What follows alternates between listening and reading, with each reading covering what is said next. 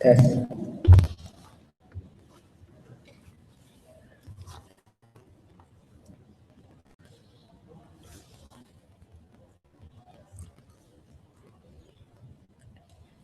If there are still racial tensions today in America, we don't see how putting them together helps. The natural check and balance is that in countries or states such as Detroit, where blacks and white live separately, their side puts them together and encourages them to kill each other. That's not something we're going to stand for. 7 points of rebuttal before 2 clashes today. Because the very first idea that Imran came up with was that he would set quotas reflective of a country's race. What's the problem with this, Mr. Speaker? Sure, everything they say might sound good and speak and span on paper. Let's look at real reality, Mr. Speaker. If the problem is the majority oppressing the minority, if you are a minority and I have to live with you now, it's more likely that the majority will still oppress the minority. Because if the quota is that 90% of the country is oppressing 10% of the country, we don't see how it changes under their side. Give them a legitimate platform for discriminating. How is this harmful? It's not only harmful to these individuals or like as in their race in general, but it's also harmful for general individuals who are the minority living together with these other discriminative individuals. Sit down. Secondly, because you try to talk about humanizing them, how you understand them when you see what they're going through. We don't think it's true, right? I think it's a platform for you to insult them. So now you have a real life target in front of you to pinpoint. It's easier for you to point to a Chinese friend and say, hey, that was the Indian. That's how discrimination is bad. But thirdly, they just tell us they need to take advantage of the fact that people don't want a conflict. The fact is, conflicts arise because of hatred, because of different mindsets. Under their side, you never get to change this hatred. You never get to change their mindset. If you want to argue for change, we think education works. That's why you have unity policies in moral. That's why you teach about toleration of differences in school. That's why we think status quo is fine. But the nuance that I never engaged with was this, that it would backfire. Because when you never treat the root of the problem, that is people hating each other in the first place, when you proceed to slap them together like two pieces of bread, we think the extreme harm is that you backfire. Because if these people still hate each other, what's to stop them from going back into conflict? A bit more on this later. Sit down. But fourthly, the chart tells us now waiting longer will make it harder to change and integrate. Firstly, we don't think the characterization of conflicts was correct coming from them. The chart tells us that conflicts stop because you're sick of seeing bloods on the street. We don't think this is true. Conflicts stop because of armed and military intervention.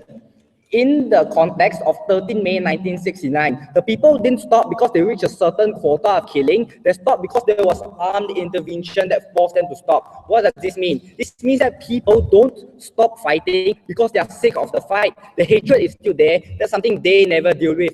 These people stop because of armed intervention. Under your side, you never treat the hatred. This is more easy and easier to relapse under their side. Fifthly, the chart tell you that it's harder to reintegrate when you're 30 years down the road. On the contrary, Speaker, we think it's very easy to integrate down the road because their line of analysis was this.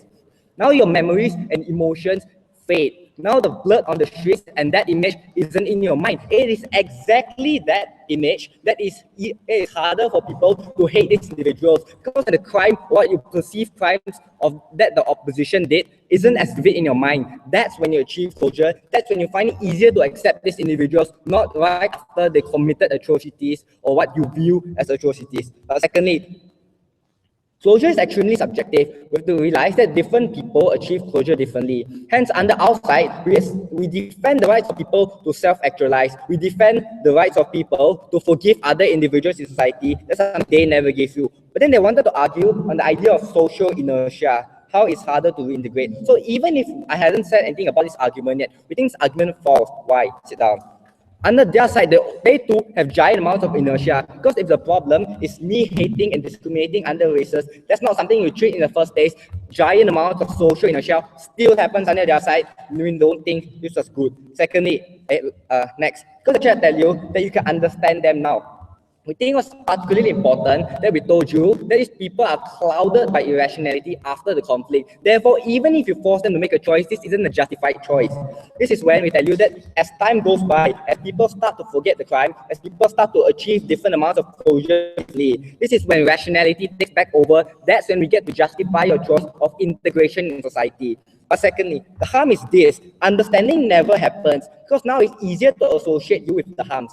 Let's take a look at real life, right? If I had to study with different individuals, with a member of a different race, what's more likely to happen is more likely for me to associate them with the harms. It's more likely that I would think, how could this race or this individual opt into this sort of atrocities in the first place? It's easier for me to associate them with the harms. But the next level is this: now they feel as if these individuals haven't been punished enough. So not only do they lose trust in the legal system, they also lose trust in the government because you force them, you coerce them into making choices they wouldn't necessarily make. Two questions in today's society, in today's debate. Sit down.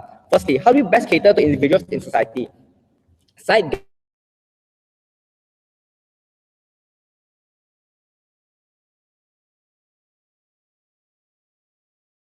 government or your mindset, aside from the fact it was fundamentally conflict societies, not by putting them together, but by different means. In places like Germany, in places like South Africa, when they lifted the apartheid regime, that's not where you slap people together. That's where you allow for people to achieve different amounts of closure, and at the end of the day, still come back together. But then we were very reasonable. Told you there was a wide spectrum of people, and there were three types of people. How does our policy cater to them? Firstly, we think that if you want to accept their characterization as it is, these people are extremely hard-headed. Under that circumstance, you will never be able to change their hatred in the first place. So there's something both sides can't change. But secondly, the idea of people on the fence, people who are necessarily neutral in the first place. Because on the outside, when you place them together, now it's easy for people who are originally on the fence. When you mix with people of the same culture, now directly or indirectly, they can impart those values onto you. It's easier for them to pinpoint members of the opposite race to tell you to hate them. And the necessary incentive is this, right? Because you are of the same race, you'll feel more inclined to buy into what they're saying. Hence the propaganda that another race is inferior, that another race isn't as good as you, doesn't change. In fact, it becomes worse under their side.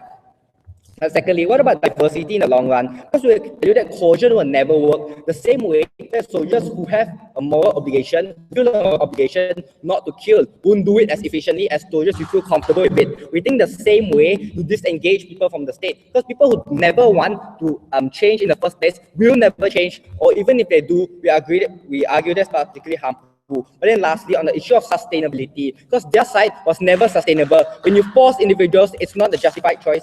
That's why we take a debate.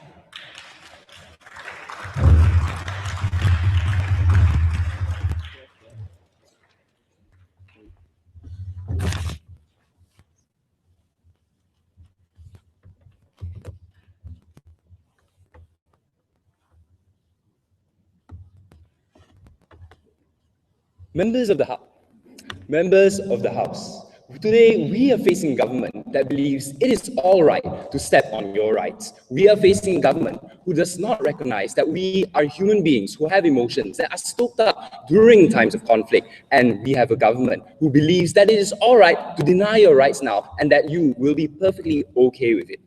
Three reasons why side government lost today's debate. First of all, they believe that people are all right with having their rights denied. Their very premise, their very characterization from the beginning that justifies their short-term harm in exchange for long-term benefit, something which I'll cover later. They neglected the magnitude of the emotions that people feel in post-conflict situations, something which side opposition brought to the table. They never tackled with the worst case scenario proposed by side opposition, where backlash occurs, where people fight against the government, where people lose their trust in the state because they believe that their rights are being denied.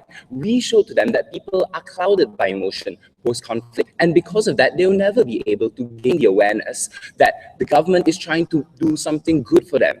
They brought to you and they told you that when you see someone who is actually the object of your hatred, you will be able to associate with them as a human being. We told you that because of the emotion that already exists, that is already so ingrained inside your heart, that can only be overcome with time, with closure, with positive discourse. We told you that they will not be able to humanize this person. Instead, they will demonize this person. And we brought you the harms that happen from this.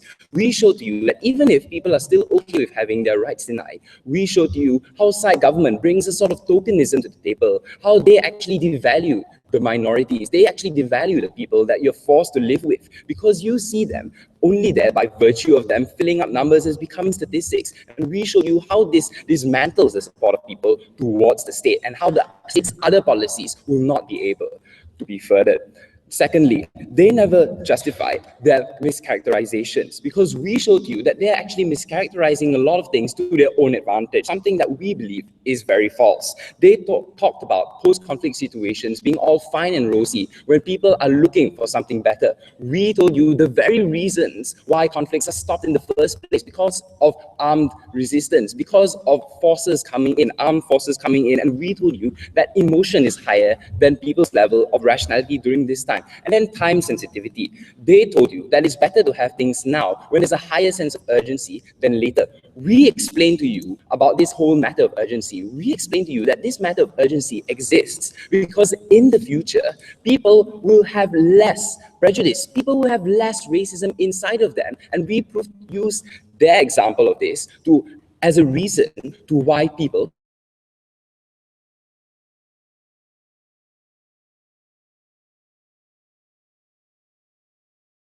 will actually have less racism, less prejudice, that when you're willing to concede to these short-term harms, you enter a slippery slope that actually disallows you from achieving your long-term goals, because these short-term harms will disable people's trust in the system, people's trust to each other. However, let's look at two reasons to why side opposition takes this debate. First of all, the characterization of how people react. They give you a poetic representation about how people will associate with each other, regardless of their position on the spectrum of racism and prejudice. We told you that because not everyone will opt into this automatically, maybe the moderates will do it in the beginning, but we told you how we actually have a snowball effect, how the environment of positive discourse, the environment of awareness created by the state will allow this to slowly occur. And we told you how it's better to actually have you affirm yourself than the government to force ideals on you. Because we told you that when you affirm a concept yourself, get integration, you will be able to recognize it as your own choice, and people will be able to have more long-term peace. We want a government that recognizes human beings as people with emotion, and that emotion is part of our decision-making process. And with that, we don't want side government to take advantage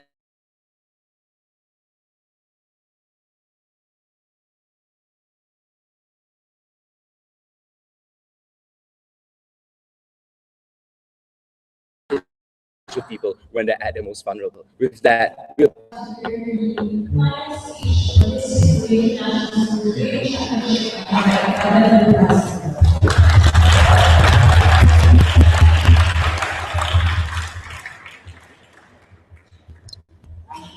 In Kashmir today, tension between the Muslims and the Hindus is still at a high. Society remains segregated despite the fact that the conflict has long been over.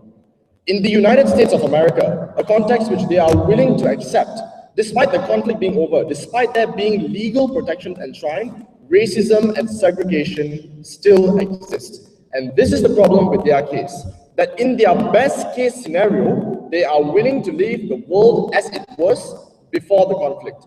We think that leaving the world as it was before the conflict, when it was that very situation and structure of society that caused the conflict to begin with, is untenable, and we think that there needs to be a change. Let's look at three things in this debate. First, the issue of rights, because it seemed that a major thrust of their case was we are trampling on people's rights.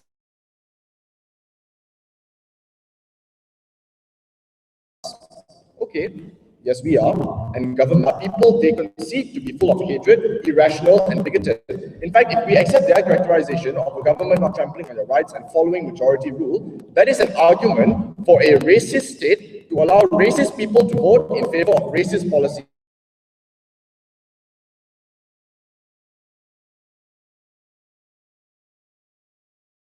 Surely that is an untenable position. And if they know the problem that the society choose clash, the question we were going to ask is, if your side doesn't work and the solution still doesn't work, then what are you going to do? Are you then willing to make the governmental policy change? But this question, obviously, there was never answered throughout the bench. One, because they didn't take the POI. Two, even when my speaker asked this question, there was no engagement from their side. Secondly, why they say it doesn't work? They say, I hate them. I see the object of my hatred in front of me. And this is where they were very convenient. In their substantive, they say,